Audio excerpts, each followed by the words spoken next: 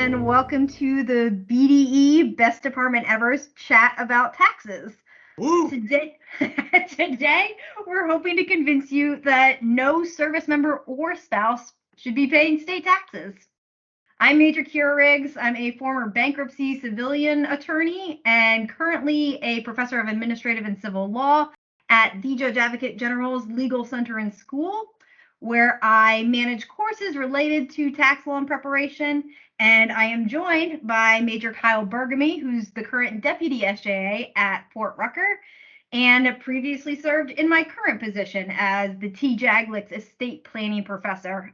He's also a lifelong student of finance. To be clear, before we get into this, we're not telling anybody to engage in tax fraud. But we are saying now might be a good time for you to start thinking about retirement. Your mom told you so. It's the financially smart thing to do. But most relevant to today's topic, it might save you, and if you're married, your spouse, a lot of time and money. But no, don't defraud the government. Always a bad idea. So with that fine print under our belt, most people have some ideas or assumptions when it comes to the military that most of the audience probably listening to this can relate to. Service members deploy a lot. Service members spend a lot of time away from their families. Service members move every 2 to 3 years. And it's that last one that we're really going to talk about today. Because moving every 2 to 3 years demands a lot of effort and changes on the entire family unit. It's enrolling children in new schools.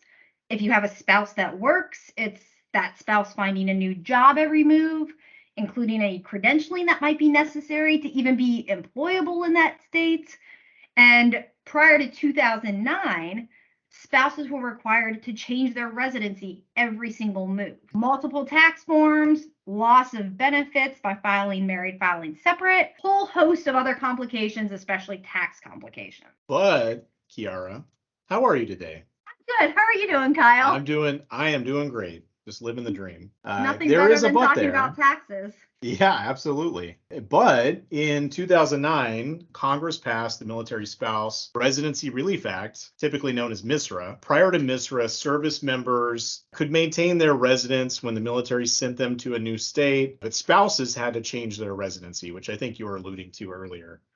So MISRA really changed all of that. Recognizing the burden and confusion of residency, that particular law, MISRA, changed things to allow both the service member and the spouse to keep the same state of residency even after they relocated pursuant to military orders. So if both a service member and a spouse were living in Florida, for example, then the service member received orders to PCS to Kentucky. Both the service member and the spouse could maintain Florida as their residency unless they chose to change it. Why does that matter, Kyle? Well, I'm glad you asked that, Ceara. It's because every person, including service members and their spouses, have to adhere to tax laws in their state of residency. Florida, as most people are familiar, doesn't have an income tax.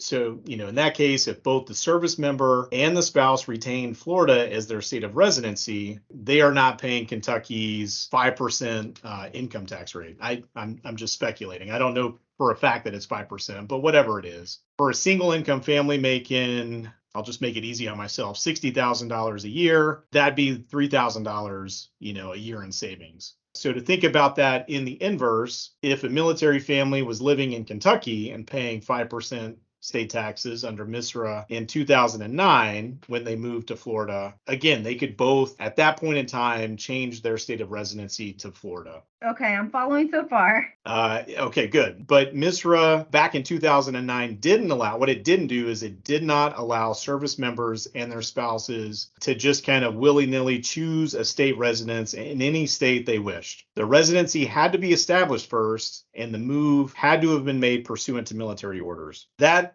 kind of changed in 2019 with the Veterans Benefits and Transitions Act of 2018. So Act of 2018 implemented in 2019, or VBTA. So really what the VBTA did for tax years of 2019 going forward was it allowed a service member's spouse to adopt that service member's state of residency, even if the couple never shared the resident state. So even if they had never cohabitated in that state, the spouse could still adopt the service member state of residence.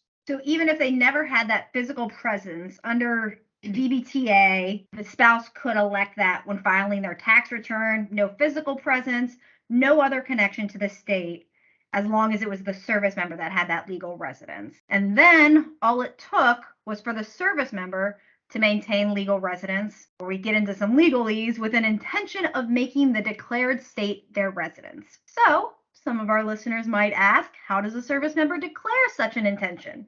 There's a million ways, not quite, but pretty close. Voter registration, maintaining a permanent home in that state. And these are all independent. One could be good enough if you have that intention. Getting a driver's license in that state, registering vehicles in that state, changing your will, sidebar, also a free service through legal assistance. Anything like that that reflects an intention to reside in the new state. Then, with a flick of a pen or a digital signature at the finance office, DD Form 2058, State of Legal Residence Certificate. Just like that, the service member is now a Florida resident, or resident of ideally any other non-income taxing state. So, to reiterate, a service member can't just pick Florida based on an intent in their head. There's still a legal definition. Domicile is a physical presence plus an intent to remain, determined by objective factors. Some of the things we went over. Getting a free will is a good one to declare your residency in Florida. Other ones that might apply: social clubs, professional licenses, somehow availing yourself of state benefits, hunting, fishing license, which might even be free for service members. Then, as long as there's that objective basis for domicile in a state without state tax, VBTA 2019 says your spouse can also get that benefit. And unlike the service member, there's no requirement for the civilian spouse to even have an intent to remain in that state permanently. But wait, there's even more. It not only applies to state income taxes, but to local taxes such as vehicle use taxes, voter registration, stuff like that. So, let's say you have Private Snuffy. Private Snuffy was born and raised in the Big Apple. And if you're not familiar, New York is one of the highest income tax rates in the nation. So the Army thought he would excel, obviously, at Fort Drum. Private Snuffy hates the cold weather, though. He has no intention of ever living there. And he knows the sunny, hurricane-prone beaches of Florida are probably where he's going to end up. He creates a will in Florida. He talks to his finance office. He switches his state of residence to Florida. And he stops paying the 8+% New York state tax rate. After 2 cold winters, barely warmer summers at Fort Drum, Private Snuffy meets the woman of his dreams. He puts his knee in the snow. He proposes to her during a snowshoeing trip on the Black River Trail, and they get married on the first day. Their windshield wipers don't stick to the car. His wife, also a native New Yorker who can't imagine ever leaving, looks at her paycheck and decides then and there that she's sick of paying state taxes. She talks to a legal assistance attorney who tells her she can use her husband's state of residence, Florida, when filing her tax return. Prior to VBTA 2019, Private Snuffy's spouse would not have been able to elect Florida. Both prior to and under MISRA, she would have been stuck with New York, the place she and Private Snuffy lived together until they moved to a different state. She would have been stuck paying New York state taxes, essentially. But thanks to VBTA 2019, she can elect Florida, the same residence as Private Snuffy, although she has no personal ties with Florida. The wonderful news about this is it means military couples no longer have to file different state tax returns. So the overall tax burden, when we're looking at taking care of soldiers, the overall tax burden on military families can be reduced. So 82% of our military, give or take, is enlisted.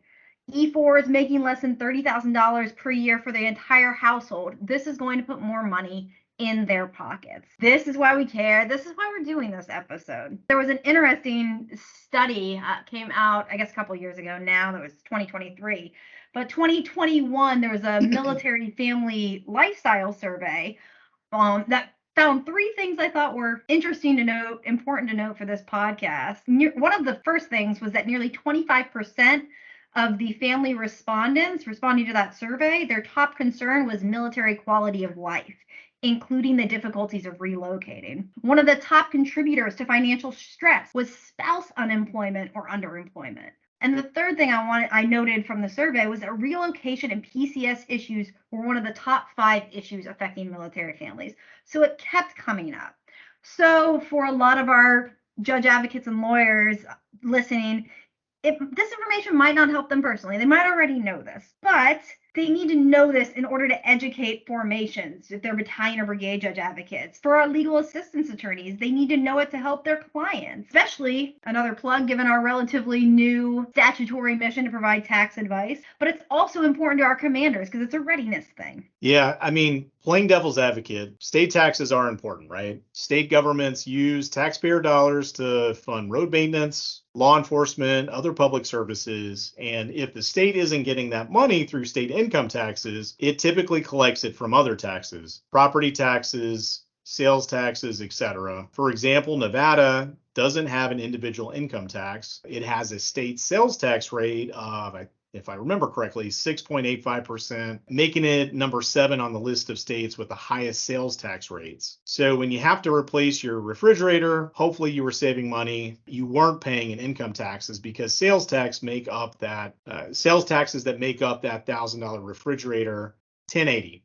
Plus any additional local taxes. Texas doesn't have any individual income tax, but according to the Tax Foundation, Texas homeowners pay an average of 1.6% of their home value in property taxes. So again, using kind of even numbers, let's say there's a $300,000 home, that's $4,800 in property taxes per year. Now, Texas also offers a partial property tax exemption for partially disabled veterans based off the percentage of service-connected disability. But all this is to say the state is going to get their money. And do you really know where you're going to retire? My ultimate point is taxes aren't the only factor that affect where you're going to permanently reside. In fact, there's a great website for comparing all these benefits available to service members by state or territory, tax benefits, education benefits, employment benefits, health insurance benefits, etc. That website is My Army Benefits, all just one word, myarmybenefits.us.army.mil. However, if your decision is at least partially motivated by escaping income taxes, it is important to compare all the cost of living in benefits based off your discharge and status. State taxes just aren't something a lot of soldiers think about. And yet, indirectly, their spouses, they're affected and they feel the effects of these state taxes. They're upset when they're losing money from their paychecks. They lose benefits if they're filing separate from their spouse because they didn't know they could file jointly. There's frustration if they unnecessarily change their residency every PCS because that's how they did it the first 20 years of their career. There's enough challenges being a service member or a service member's spouse. Maybe just make it a little easier, at least while you're dealing with everything else that comes with serving in the military. Or if you can't think of any other reason, who doesn't want to retire to Florida anyway? Or Texas. Or Texas. Thank you so much for joining me, Kyle. We hope you all enjoy the rest of your day and have a wonderful, peaceful 2022 filing season. Take care, everybody. The views expressed or implied on this podcast are those of the participants and do not necessarily reflect the views of the United States Army JAG Corps or other organizations with which the participants are associated or by whom they are employed.